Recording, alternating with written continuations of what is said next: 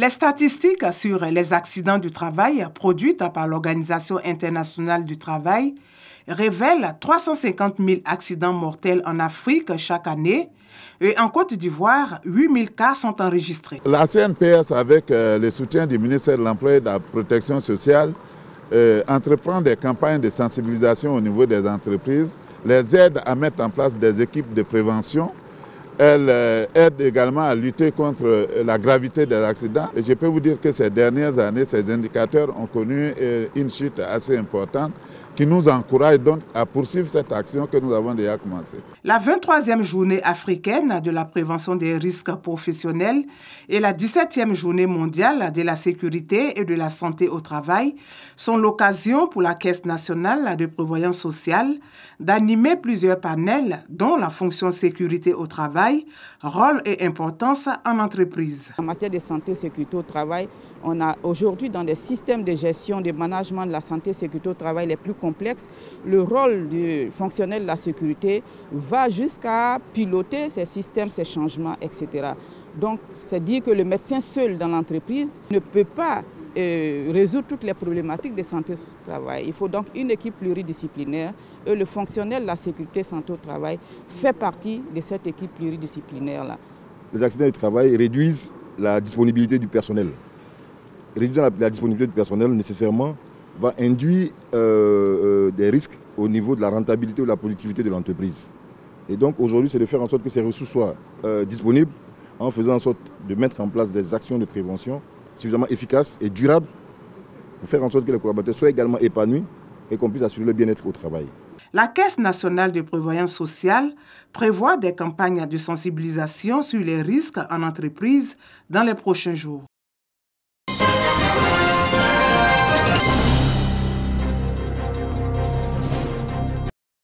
Le commerce informel représenterait entre 20 et 75% des économies des pays de la Communauté économique des États de l'Afrique de l'Ouest, CEDEAO. Mais comment prendre en compte les données issues de ce commerce qui échappent au contrôle transfrontalier? Une problématique à laquelle le Comité interétat de lutte contre la sécheresse au Sahel veut apporter une solution. L'idée ici, c'est de consolider, c'est d'intégrer les données issues de la collecte et de l'analyse du SILS dans ce cadre fédérateur pour permettre à la région de créer cette base de données de grande envergure pour permettre de l'alimenter et de maîtriser plus ou moins notre flux commercial pour nous permettre d'avoir une idée vraiment sur ce que nous vendons avec qui nous commerçons afin de pouvoir donc rehausser la compétitivité de nos produits agro-silvopastoraux et halieutiques.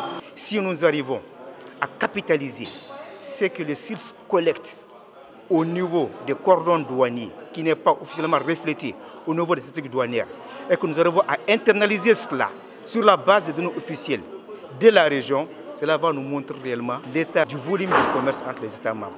Actuellement, on parle de 10-15%. Qui ne reflète pas la réalité à cause de la dose du commerce informel. Cet atelier permettra au comité interétat de mieux documenter au quotidien la valeur et le volume du commerce transfrontalier des produits agro-silvopastoraux et halieutiques. Il vise entre autres à intégrer les données collectées dans les bases de données nationales et régionales du commerce extérieur.